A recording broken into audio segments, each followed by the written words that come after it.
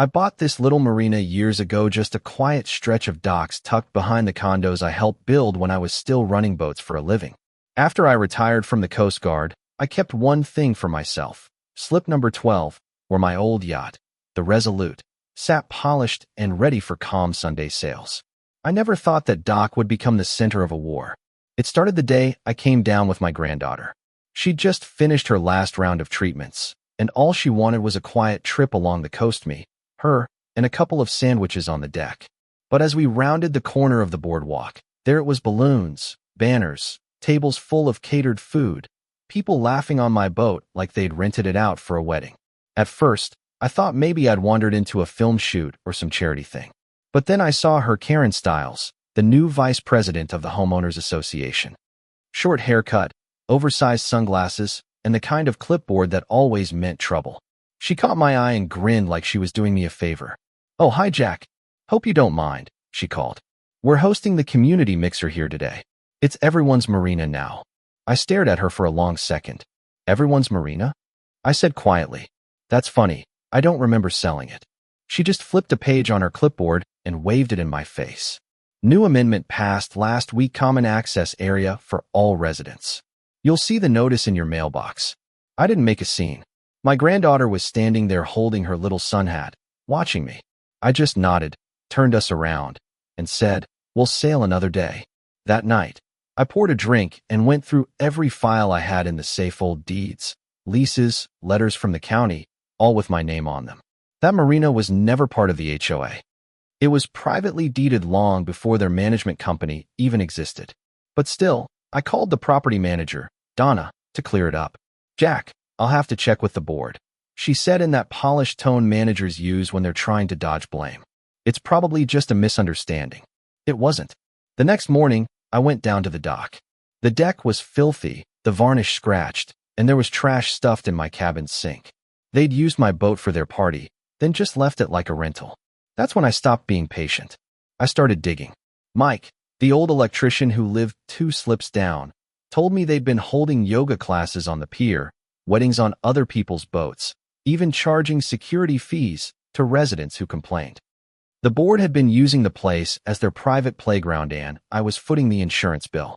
Karen had sent out an email with the amended covenants. I opened the attachment, and my jaw clenched. The meeting minutes were dated Sunday, 7 a.m. 2 attendees. Unanimously approved. They had forged authority out of thin air.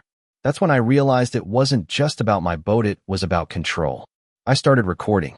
Every call, every conversation, every flyer they posted smearing me as non-compliant. They even tried to tow Mike's truck, said his American flag violated color uniformity. And when an elderly widow down the block got evicted for unauthorized guests, that was the moment I knew they'd gone rotten to the core. So I changed tactics. If they wanted to play legal games, I'd play better ones. I filed my paperwork quietly. I opened a small LLC, Tidewater Holdings, and called the local bank. Turns out, the HOA had been behind on its mortgage for months. The bank was eager to unload a headache. Within a week, the LLC owned the debt. And the moment I signed the final paper, I smiled for the first time in months. Because now, I didn't just own a dock. I owned their leash. Karen didn't see it coming. She was too busy planning a black tie marina gala, trying to show everyone she was still in charge. Posters went up, invitations sent out. But the day before the event, Mike and I installed a new maglock gate at the marina and hung a single metal sign: "Private property access revoked." The next evening, I stood by the clubhouse as people in sequins and tuxes walked down, only to find the gate sealed. Karen stomped up, heels clicking like gunfire. "What is this, Jack?" she barked, jabbing the sign. "You can't lock out your own community." I handed her a folded paper. "This," I said, "is the recorded termination of your leasehold. You violated every clause. The marina's not yours, Karen, it never was." Her face twisted. "You don't have that kind of authority." I smiled. "Actually, I do. I bought your mortgage." Her jaw dropped. For the first time, she didn't have words. A week later, the quarterly HOA meeting was packed. Even the local paper showed up. I walked in with a folder, calm as ever, and placed 4 documents on the table: the receipt from the bank, the lease termination, the original deed, and a copy of her email approving the fake amendment. Then I played her voicemail, her voice bragging. That's my marina now. The room went dead quiet. Then Bill, an old Marine who'd lived there 20 years, stood up and said, "You lied to us. You used us. Step down." Karen tried to shout over him, but no one was listening anymore. By the time security escorted her out, the room erupted in applause. I wish that was the end of it, but people like her don't fade quietly. A few nights later, she tried to cut the marina's power cord on the cameras Mike had installed. The cops found wire cutters in her purse. That was that.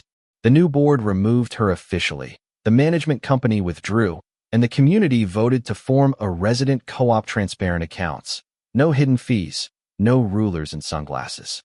I helped them set up a simple portal where every expense was public. For the first time in years, folks actually trusted each other again. I had the gate repainted white, polished the brass plaque, and engraved 3 words, Anna's Pier. My granddaughter smiled when she saw it. We finally took that trip, just us and the sea breeze. Sometimes I still hear echoes of that chaos, the shouting, the lies, but mostly, it's quiet now. Just the soft creak of ropes and the hum of boats rocking in the tide. The water's honest, at least. It tells you what's broken, if you're willing to listen. You know, there's something funny about storms. They come fast, loud, tear everything apart, but when they pass, you finally see who's anchored deep and who was just drifting. Karen drifted. We stayed. Tell me what you think. Was I right to fight back the way I did? Or should I have just walked away? Drop your thoughts below, and if you've ever dealt with an HOA nightmare like this, I want to hear your story.